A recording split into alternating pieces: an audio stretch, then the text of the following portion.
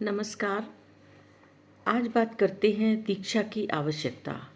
महामहोपाध्याय पंडित गोपीनाथ कविराज जी अपनी पुस्तक शक्ति का जागरण में दीक्षा की आवश्यकता पर विचार करते हुए कहते हैं कि सांख्य का ज्ञान या वेदांत के ज्ञान के लिए दीक्षा की आवश्यकता नहीं है, किंतु परमेश्वर के ज्ञान प्राप्त करने के लिए, परमेश्वर से ज्ञान प्राप्त करने के लिए दीक्षा के अलावा अन्य कोई उपाय नहीं है।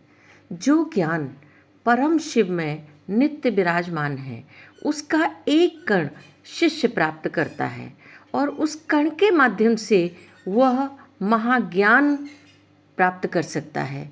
इसी का नाम दिव्य ज्ञान है। इसकी जड़ में परमेश्वर स्वयं है। सद्गुरु के रूप में दीक्षा के द्वारा इसी का विसंचार करते हैं। जीव में जब तक देहात्म बोध रहता है तब तक ज्ञान प्रत्यक्ष रूप में परमेश्वर के यहाँ से नहीं आता। मनुष्य या सिद्ध पुरुष या देवता किसी के भी माध्यम से यह प्रकट होता है। यही गुरु पद वाच्य है।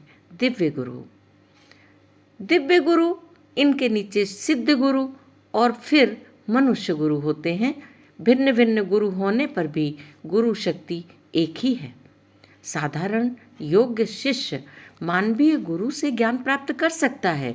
जिसके पास अधिकार संपदा है वह सिद्ध गुरु प्राप्त कर सकता है। जिसका अधिकार काफ़ी उच्च है वह दिव्य गुरु भी प्राप्त कर सकता है। जिसका अधिकार काफ़ी उच्च है वह दिव्य गुरु प्राप्त कर सकता है। अब यहाँ पर ये ध्यान रखना होगा कि अलग अलग गुरु होने पर ज्ञान एक ही है। साधारण मनुष्य दिव्य गुरु प्राप्त नहीं कर पाता। अगर कोई योग्य हुआ तो वह प्राप्त कर सकता है। जैसे गोरखनाथ के गुरु मत्स्येंद्रनाथ ने भगवती से प्रत्यक्ष रूप से ज्ञान प्राप्त किया था। शंकराचार्य के परम गुरु गौड़पादाचार्य ने सुखदेव से ज्ञान प्राप्त किया था। वे सिद्ध गुरु थे। इसी प्रकार हर क्षेत्र की स्थिति है। समस्त ज्ञान ही श्री भगवान के चरणों से बहिर्गत होता है। अगर यह बात सही है तो गुरु की आवश्यकता क्यों है? गुरु वर्ग ज्ञान के वाहक होते हैं। जो लोग साक्षात भगवान से ज्ञान प्राप्त नहीं कर पाते उनके लिए गुरु आवश्यक है। सिद्ध योगियों को आवश्यकता नहीं होती। भगवान ही उनके ज्ञान के आधार होते हैं। मनुष्य में जब तक देहात्म ज्ञान रहता है तब तक प्रत्यक्ष रूप में ज्ञान प्राप्त नहीं होता। भगवान की इच्छा से ही यह परंपरा आती है। रूप के सहारे प्रत्यक्ष रूप से ज्ञान आने पर अगर देहाभिमान है तो उसके आधार पर योग्यतानुसार क्रिया शक्ति प्रकट होती है। इस ढंग का नाम है दीक्षा रहस्य। देहाभिमान रहने पर दीक्षा की जरूरत रहती है। इस रहस्य को जान लेना चाहिए।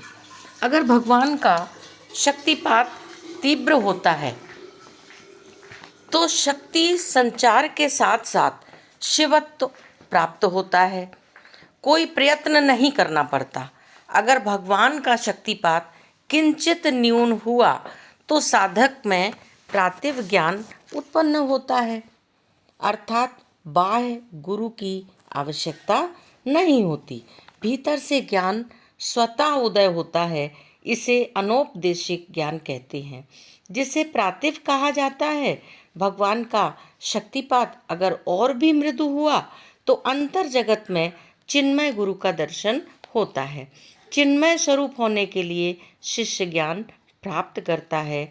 यह नीचे की स्थिति है। जब शक्तिपात और भी कम हो जाता है तब बाहरी गुरु की आवश्यकता होती है। गुरु के उपदेश से ज्ञान संचारित होने पर भी शिष्य को प्रयत्न करना पड़ता है। इसी प्रकार अनंत प्रकार के भेद हैं। यहाँ एक बात याद रखनी चाहिए कि गुरु ज्ञान देकर पौरुष अज्ञान की निवृत्ति करते हैं, पर देहात्म बोध के बौद्ध अज्ञान का नाश नहीं कर पाते। साधना के द्वारा इसका नाश किया जाता है। देहात्म बोध रहने पर साधना की आवश्यकता होती है।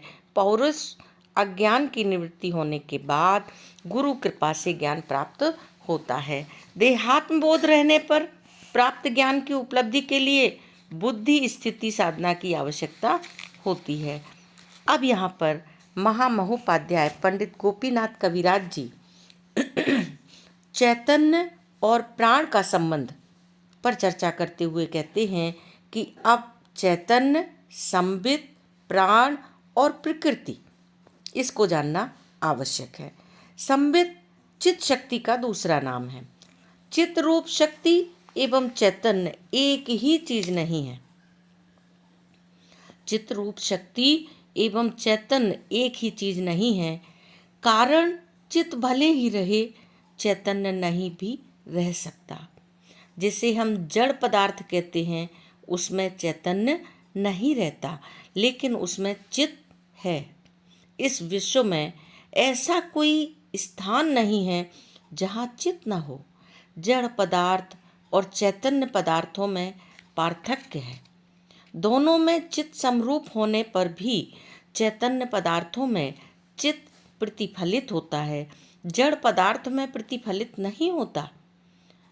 चित्त रहने पर चैतन्य रहेगा, ऐसी बात नहीं है। चित्त का प्रतिफलन आवश्यक है। सूर्य की किरणें सर्वत्र समभाव से प्रतीत होती हैं, लेकिन स्वच्छ जल राशि या स्वच्छ आधारों में तेज रूप में प्रतिफलित होती हैं। दीमक के ढूंढ या वाल्मीकि ऐसा नहीं होता। चित्त शक्ति रहनी चाहिए, प्रतिफलित होना चाहिए।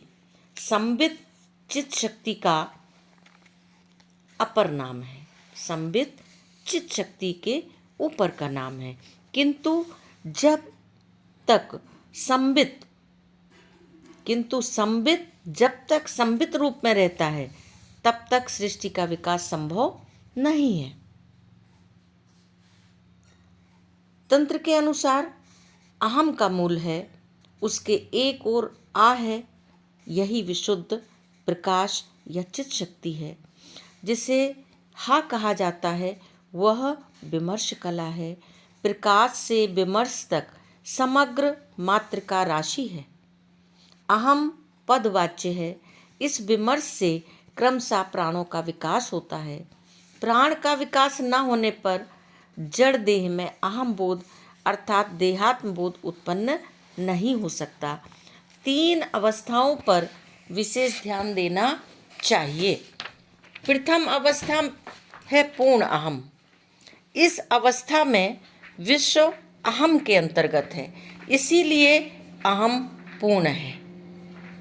लेकिन जब भगवान स्वातंत्र बल से अपने को संकुचित करते हैं और एक कल्पित आवरण की उद्भावना करते हैं, तब सृष्टि के अनंतर आदि अवस्था में जो स्थिति उदय होती है, वह एक त्रिपुटी है। एक ओर परिच्छिन्न माया, प्रमाता या चिद अणु, इसे पशु या जीव कहते हैं।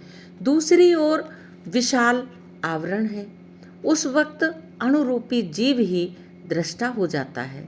तब उक्त विशाल आवरण या महाशून्य दिखाई देता है। इन दोनों का संबंध दृष्टि रूप है। यही त्रिपुटी है। इस अवस्था में भी प्राण का उदय नहीं होता। इसके बाद जब उक्त महाशून्य में परावाक की प्रेरणा से प्रतिक्षण असंख्य दृश्य आते जाते हैं, एक के बाद एक, तब वह चिद अणु दृष्टा उन्हें देखता है। इसके बाद कोई एक दृश्य देखने पर वह आकृष्ट होता है और उसे आलिंगन करता है, अपना बनाना चाहता है। यही प्रथम क्षण में प्राण के प्रथम आविर्भाव की घटना है। प्राण का विकास होता है।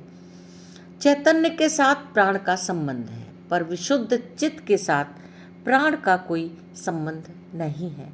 जहाँ विशुद्ध चित्त प्रकाश रूपी क्रमशः विमर्श की ओर अभिमुख होकर सृष्टि धारा में प्रवाहित होती है, वहाँ चैतन्य नहीं है, पर चैतन्य की ओर उन्मुख होने वाले प्रवाह की धारा है। अब महामहोपाध्याय पंडित गोपीनाथ कविराज जी प्राण न रहने पर भी चैतन्य रहता है क्या? इस बात पर विचार प्रस्तुत कर रहे हैं कि हम सब प्राण समझकर जिसे ग्रहण कर रहे हैं वह सृष्टि का संचार होने पर कार्यशील होता है। सृष्टि के मूल में आकाश है, वायु है। यही वायु प्राण के रूप में प्रकट होता है। सृष्टि के अतीत से इसका संबंध नहीं है, पर स्वयं प्रकाश है। इसके लिए प्राण या मन की जरूरत नहीं है। शुद्ध चित्त अगर सद्रूप समझता है तब वह अव्यक्त है। जब सत चित्त रूप में स्फुरित होता है तभी प्रकाश की सूचना मिलती है। इस प्रकाश से, प्रकाशांतर के आविर्भाव से उनके साथ मिलने का आनंद मिलता है। इसी आनंद से इच्छा आदि के माध्यम से समस्त विश्व प्रकाश पाता है। इच्छा आदि से यहाँ तात्पर्य है इच्छा, ज्ञान और क्रिया, यही तीनों हैं। यहाँ तक संपन्न हो जाने पर अंत कला रूप में विमर्श शक्ति की लहरों का निरोध कर देते हैं। यही पूर्ण अहम अपने आप में क्रीडाशील होता है। इसी पूर्ण अहम से स्वातंत्र के कारण इदम की सृष्टि होती है। यह एक तरह महाकाल का राज्य है। अतीत, अनागत, भविष्यत काल नहीं रहता, जबकि समग्र विश्व इदम रूप में प्रतिभासित होता है। यहाँ अहम इदम रूप में प्रकट होता है। अहम का पूर्ण प्रकाश यहाँ नहीं होता। इसके बाद ब्राह्मी सृष्टि आदि अनंत रूपों में प्रकट होते हैं। ये विचार महामहोपाध्याय गोपीनाथ कविराज जी ने दीक्षा की आवश्यकता शीर्षक से प्रस्तुत किए हैं। ओम शिव।